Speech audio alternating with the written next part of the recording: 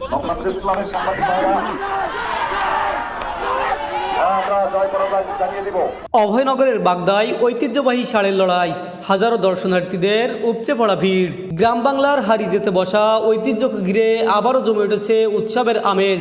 যশোরের অভয়নগর উপজেলার ৩ নম্বর চল্লিশে ইউনিয়নের বাগদা গ্রামে অনুষ্ঠিত হয়েছে বিরাট ষাঁড়ের লড়াই। এই আয়োজনকে ঘিরে সকাল থেকে বিভিন্ন এলাকা থেকে মানুষের ঢল নামে। দূর দূরান্ত থেকে অংশ নেন ষাঁড়ের মালিকরা। আজ সকাল 11টা থেকে যশোরের অভয়নগর উপজেলার বাগদা গ্রামে শুরু হয় গ্রাম বাংলার ঐতিহ্যবাহী ষাঁড়ের লড়াই। এটা আমাদের গ্রামের ঐতিহ্যবাহী একটা লড়াই। অনেক আগে আমাদের এখানে হতো, আবার আমাদের ছেলেপেলেরা আয়োজন করেছে।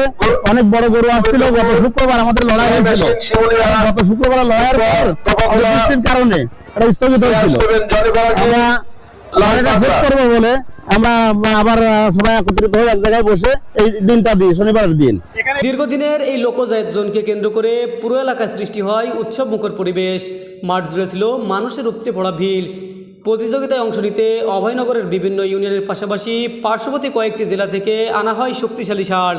একের পর এক প্রতিযোগিতায় অংশ নেন এসব ষাঁড়, যা দেখতে অধীর আগ্রহে অপেক্ষা করেন দর্শনার্থীরা।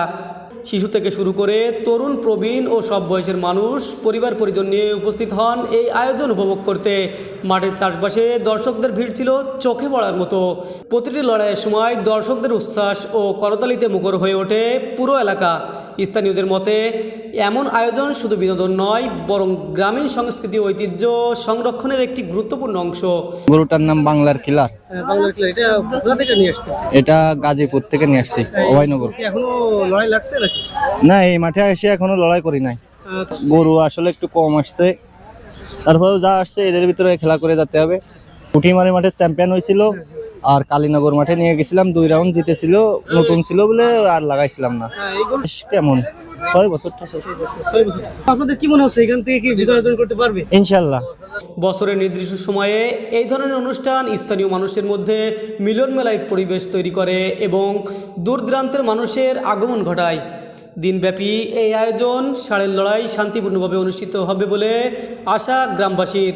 দর্শক, আপনারা এই মুহূর্তে দেখতে পাচ্ছেন আমরা কিন্তু এসেছি একজন সাংবাদিক যে বাগদা গ্রামের আমাদের পাশের গ্রামে লড়াই হচ্ছে এবং বিভিন্ন ধরনের লোক কিন্তু এখানে আসছে আমরা দেখেছি।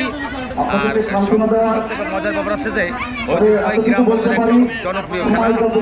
আয়োজক ও স্থানীয়দের প্রত্যাশা, ভবিষ্যতেও গ্রাম বাংলার এই লোকজ ঐতিহ্য একইভাবে টিকে থাকবে এবং নতুন প্রজন্মের কাছে পরিচিত হবে। গ্রাম বাংলার ঐতিহ্য আর মানুষের প্রাণের উচ্ছ্বাস দুয়ে মিলে বাগদার এই ষাঁড়ের লড়াই যেন পরিণত হয়েছিল এক প্রাণবন্ত উৎসবে। Yellow post, Abhaynagar, Jessore.